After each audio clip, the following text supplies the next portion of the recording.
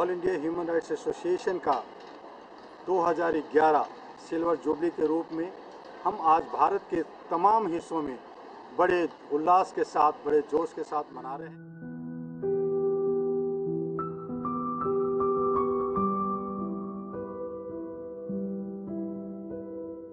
Mummy कहती है हमें बड़े को आदर करना चाहिए।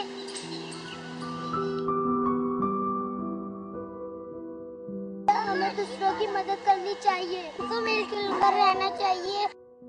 मानव एक सामाजिक प्राणी है जो अपना जीवन निर्वाह एक सामाजिक ढांचे में रहकर करता है।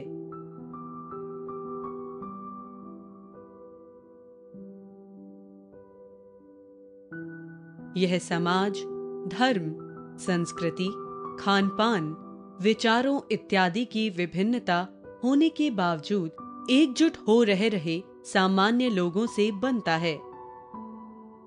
बचपन से ही हमें अपने सामाजिक और नैतिक कर्तव्यों के बारे में सिखाया जाता है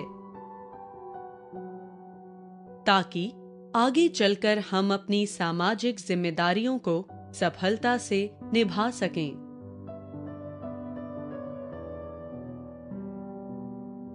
परंतु मनुष्य योनि में होने के बावजूद हमें मानव अधिकारों के बारे में जागरूक नहीं किया जाता है।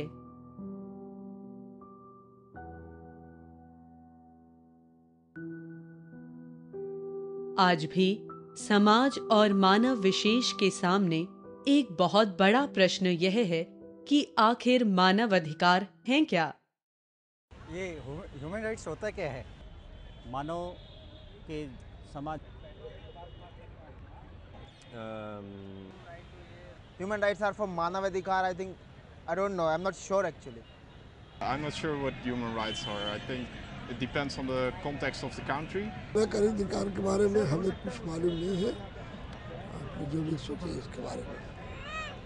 It's something related to humans. It's something related to humans and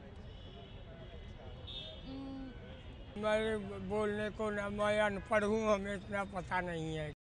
मानव अधिकार वो अधिकार हैं जो साधारणतया इसीलिए मिलते हैं क्योंकि आप एक मनुष्य हैं।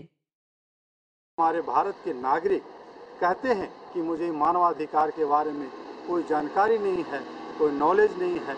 मैं कहता हूं कि उन सभी नागरिकों को मानवाधिकार की नॉलेज है, क्योंकि उन्हें रोटी, कपड़ा, मकान से रोज का वास्ता पड़ता है, अपने दिनचर्या का वास्ता पड़ता है, अपने बच्चों के लिए, अपने आगे बढ़ने के लिए उन्हें रोजगार की आवश्यकता पड़ता है। यही है मानवाधिकार। मानव अधिकार एकमात्र ऐसे अधिकार हैं जो हर व्यक्ति पर समान रूप से प्रभावी होते हैं और ऊंच नीच, छोटा बड़ा, काला गोरा, धर्म, जाति, देश आदि के आधार पर कोई भेदभाव नहीं होता है। परंतु सोचने वाली बात यह है कि हमें इन अधिकारों की आवश्यकता क्यों पड़ी और इनका एक मनुष्य के जीवन में क्या महत्व है। साधारण शब्दों में कहें तो लिंग भेदभाव, असमानता, गुलामी, भुखमरी जैसी समस्याओं के समाधान के लिए हमें मानव अधिकारों की आवश्यकता पड़ी। इन अधिकारों को पाने के लिए पूरे विश्व को 2 बड़े युद्धों का सामना करना पड़ा, जिसमें मानव संपत्ति के साथ साथ मानवता को भी एक भारी नुकसान हुआ। लाखों लोग मौत की नींद सो गए। शहर के शहर राख के ढेर में तब्दील हो गए।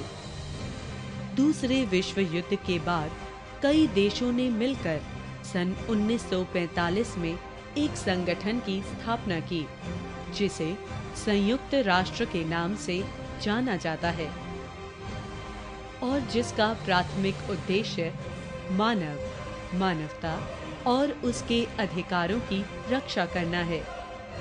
परंतु उस समय एक विवाद का विषय यह था कि किन अधिकारों को मानव अधिकारों की सूची में शामिल किया जाए। तब फ्रांस के नेचुरल राइट्स कॉन्सेप्ट को ह्यूमन राइट्स यानी मानव अधिकारों का नाम दिया गया। संयुक्त राष्ट्र द्वारा इस दस्तावेज को universal declaration of human rights कहा गया।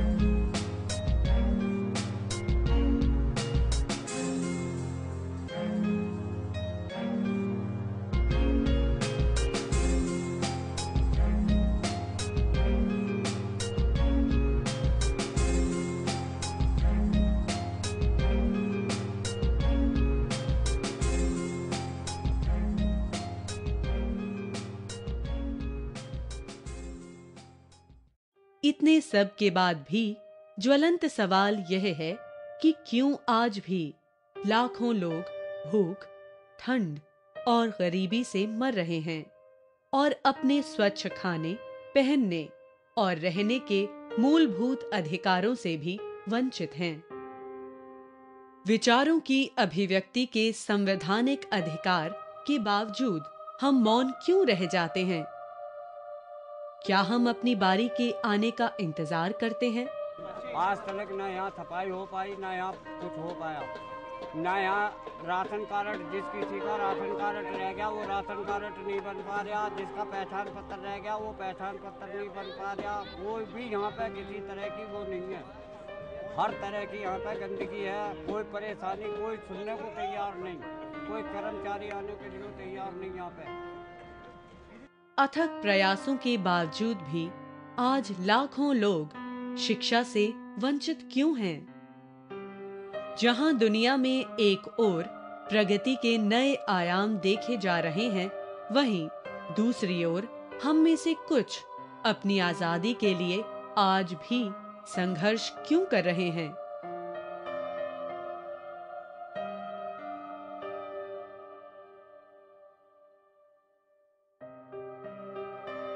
हर बच्चे को एक स्वस्थ बचपन व सुनहरा भविष्य जीने का अधिकार है। फिर न जाने क्यों आज भी कुछ बाल मजदूरी करते व अन्य कुछ भीख मांगते हैं।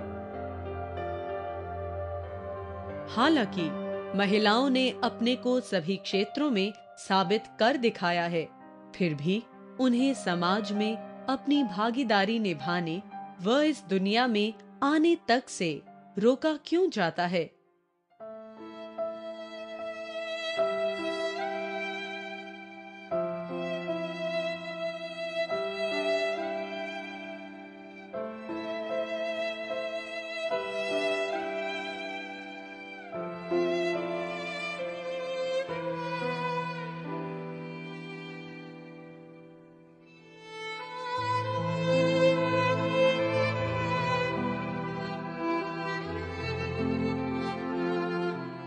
क्या वास्तव में हम समान रूप से मानव अधिकार दिला पा रहे हैं?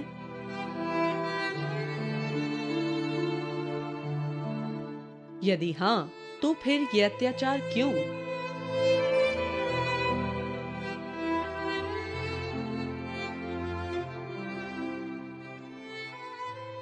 यह सच है कि जब तक आम लोग इन अधिकारों को नहीं समझेंगे और अपने खिलाफ होते अत्याचारों के लिए लड़ना नहीं सीखेंगे, तो मानवता पर अत्याचारों की यह प्रथा, जो कि इतिहास से चली आ रही है, ऐसे ही चलती रहेगी।